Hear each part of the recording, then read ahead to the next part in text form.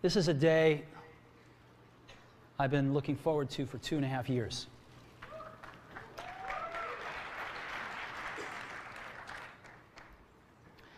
Every once in a while, a revolutionary product comes along that changes everything. And Apple has been, well, first of all, one's very fortunate if you get to work on just one of these in your career. Apple's been very fortunate. It's been able to introduce a few of these into the world. In 1984, we introduced the Macintosh. It didn't just change Apple, it changed the whole computer industry.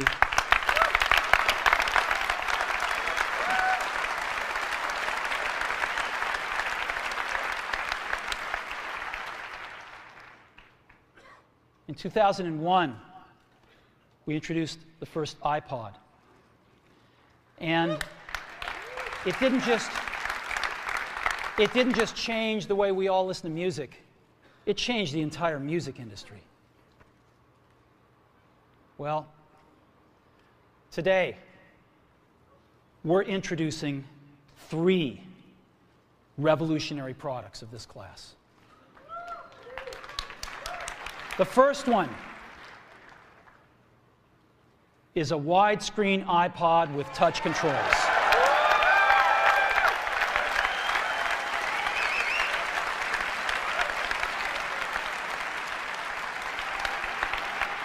The second is a revolutionary mobile phone.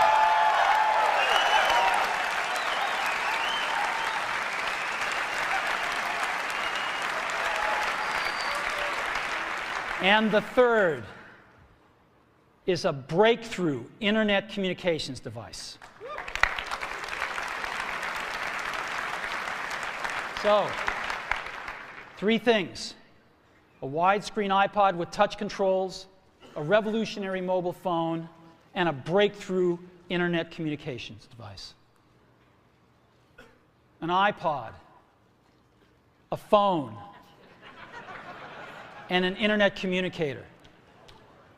An iPod, a phone. Are you getting it? These are not 3 separate devices. This is one device. And we are calling it iPhone. Today, Apple is going to reinvent the phone. And here it is.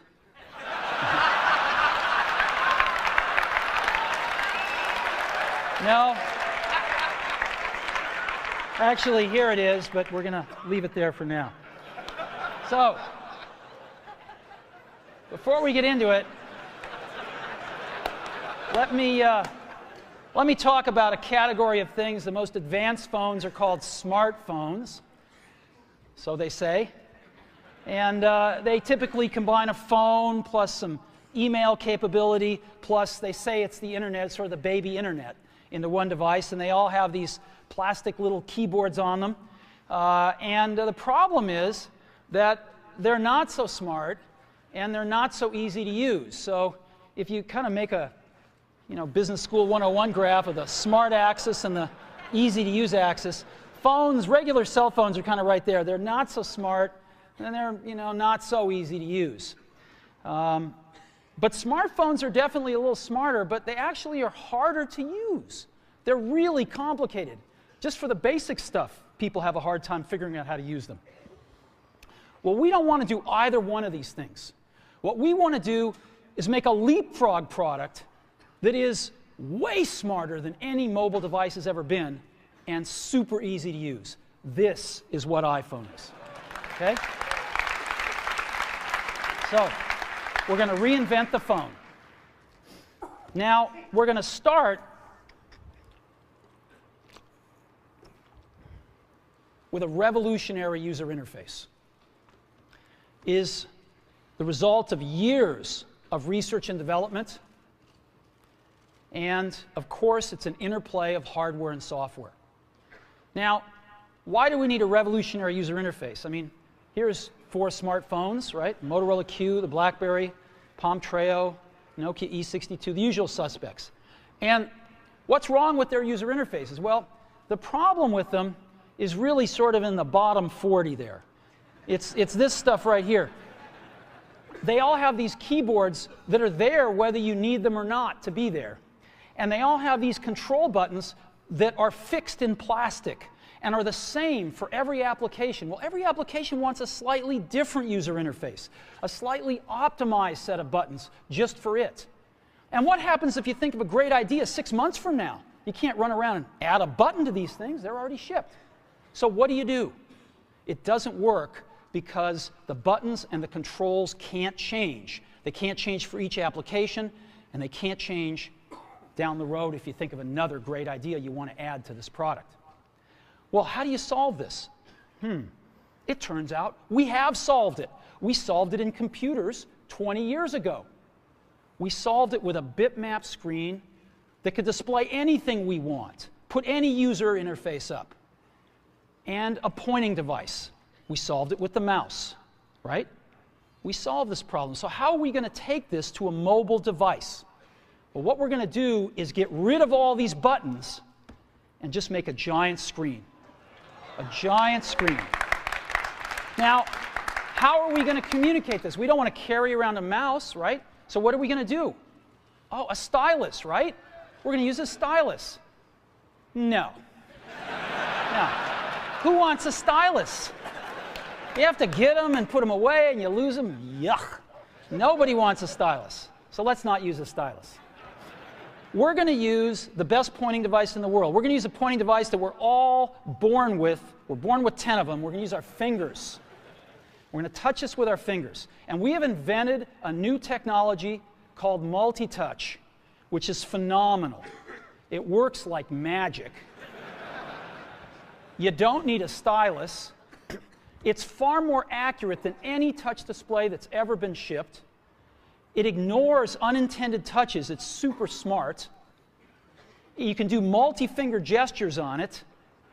And boy, have we patented it.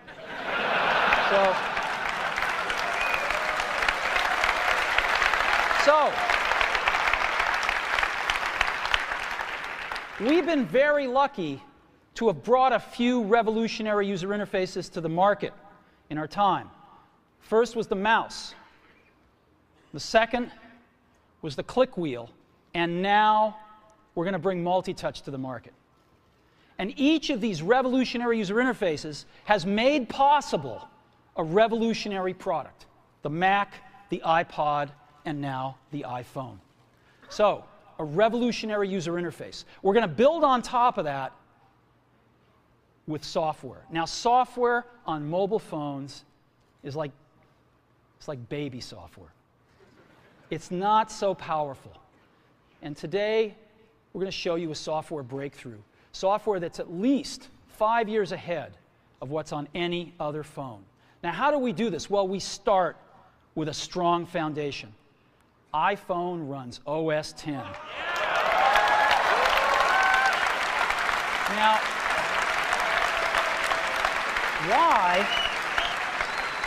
why would we want to run such a sophisticated operating system on a mobile device? Well, because it's got everything we need. It's got multitasking. It's got the best networking. It already knows how to power manage. We've been doing this on mobile computers for years. It's got awesome security. And to write apps, it's got everything from Cocoa and the graphics, and it's got core animation built in, and it's got the audio and video that OS X is famous for. It's got all the stuff we want, and it's built right in to iPhone. And that has let us create desktop-class applications and networking, right? Not the crippled stuff that you find on most phones. This is real desktop-class applications. Now, you know, one of the pioneers of our industry, Alan Kay, has had a lot of great quotes throughout the years. And I ran across one of them recently that explains how we look at this, explains why we go about doing things the way we do, because we love software. And here's the quote: people who are really serious about software should make their own hardware. You know? Alan said this 30 years ago, and this is how we feel about it. And so we're bringing breakthrough software to a mobile device for the first time. It's 5 years ahead of anything on any other phone. The second thing we're doing is we're learning from the iPod, syncing with iTunes. You know, we're going to ship our 100 millionth iPod this year, and that's tens of millions of people that know how to sync these devices with their PCs or Mac and sync all of their media right onto their iPod, right? So you just drop your iPod in, and it automatically syncs. You're going to do the same thing with iPhone. It automatically syncs to your PC or Mac right through iTunes. And iTunes is going to sync all your media onto your iPhone, your music, your audiobooks, podcasts, movies, TV shows, music videos, but it also syncs a ton of data. Your contacts, your calendars, and your photos, which you can get on your iPod today, your notes, your bookmarks from your web browser, your email accounts, your whole email setup, all that stuff can be moved over to iPhone completely automatically. It's really nice. And we do it through iTunes. Again, you go to iTunes and you set it up, just like you'd set up an iPod or an Apple TV. And you set up what you want synced to your iPhone. And it's just like an iPod. Charge and sync. So sync with iTunes. Third thing I want to talk about a little is design. We've designed something wonderful for your hand. Just wonderful. And this is what it looks like. It's got a 3.5-inch screen on it. It's really big. And it's the highest resolution screen we've ever shipped. It's 160 pixels per inch. Highest we've ever shipped. It's gorgeous. And on the front, there's only one button down there. We call it the home button. It takes you home from wherever you are. And that's it. Let's take a look at the side. It's really thin. It's thinner than any smartphone out there at 11.6 millimeters. Thinner than the Q, thinner than the Blackjack, thinner than all of them. It's really nice. And we got some controls on the side. We got a little switch for ring and silent. We've got a volume up and down control. Let's look at the back. On the back, the biggest thing of note is we got a 2-megapixel camera built right in. The other side, and we're back on the front. So let's take a look at the top now. We've got a headset jack, 3.5 millimeter. All your iPod headphones fit right in. We've got a little tray for your SIM card. And we've got one switch for sleep and wake. Just push it to go to sleep, push it to wake up. Let's take a look at the bottom. We've got a speaker, we've got a microphone, and we've got our 30-pin iPod connector. So that's the bottom. Now, we've also got some stuff you can't see. We've got 3 really advanced sensors built into this phone. The first one is a proximity sensor. It senses when physical objects get close. So when you bring iPhone up to your ear to take a phone call, it turns off the display and it turns off the touch sensor instantly. Well, why do you want to do that? Well, 1, to save battery, but 2, so you don't get spurious inputs from your face into the touchscreen. Just automatically turns them off, take it away, boom, it's back on. So it's got a proximity sensor built in. It's got an ambient light sensor as well. We sense the ambient lighting conditions and adjust the brightness of the display to match the ambient lighting conditions. Again, better user experience, saves power. And the third thing we've got is an accelerometer, so that we can tell when you switch from portrait to landscape.